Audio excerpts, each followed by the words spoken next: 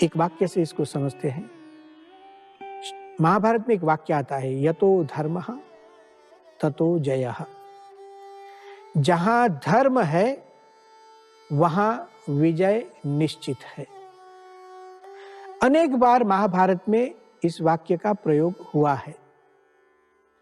हमारे लिए आनंद की बात है कि जो हमारा सुप्रीम कोर्ट है, उच्चतम न्यायालय, उसका मोटो भी यही है, यतो धर्मः ततो जयः।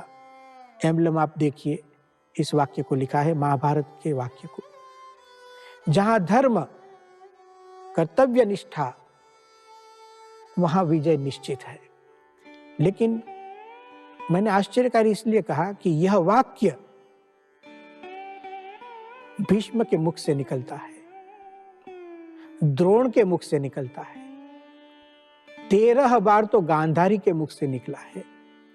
और इतना ही नहीं, यह वाक्य सुनाया जाता है कभी कभी दुर्योधन को, यतो धर्मः ततो जयः।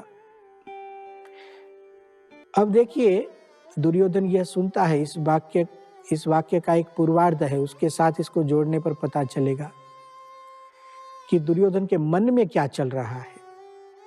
प्रथम वाक्य है, यतः कृष्णः ततो धर्मः, यतो धर्मः ततो जयः। जहां कृष्ण है वहां धर्म है, और जहां धर्म है वहां विजय है। इसका अर्थ क्या हुआ?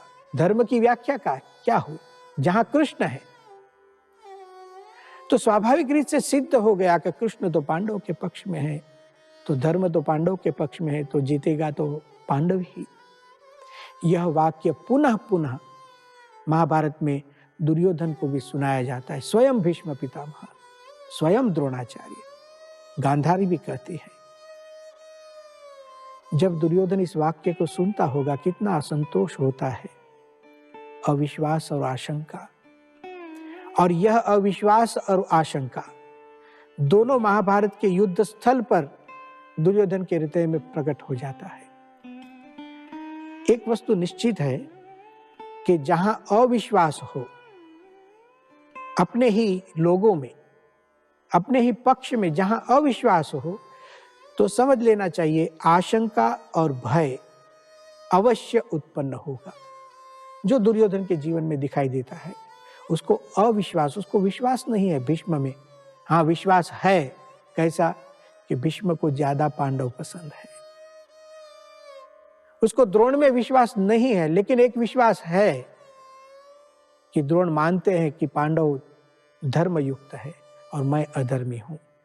इस बात को मन में रखकर युद्ध की भूमि पर जाता है, इसलिए उसको समझाने की जरूरत पड़ती है। द्रोणाचार्य के नजदीक जाते हैं और एक भयभीत होकर, आशंकित होकर कुछ बात करते हैं। क्या कहा? नजदीक जाकर क्या कहा?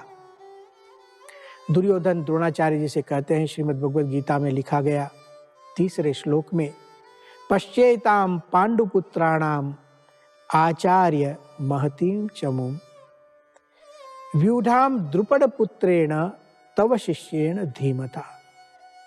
अद्भुत बात है। हे आचार्य द्रोणाचार्य जी, पश्येताम पांडुपुत्राणाम महतीम चमुम, आप इस पांडवों की महतीम चमुम, विशाल सेना को देखिए। और उसका वर्णन भी करता है कि यह सेना कैसी है। तो आपके बुद्धिमान शिष्य द्रुपद के पुत्र ने व्यूह रचना में संगठित की गई। तव शिष्येण धीमता द्रुपद पुत्रेण, 3 शब्द प्रयोग है। उसकी बात बाद में करते हैं। हमने अभी कहा कि महाभारत एक मनोविज्ञान भी है। अब यहां एक मनोविज्ञान का अवसर है। दुर्योधन को पांडवों की सेना विशाल दिखती है। उन्होंने शब्द प्रयोग किया, दुर्योधन ने, महतीम चमुम,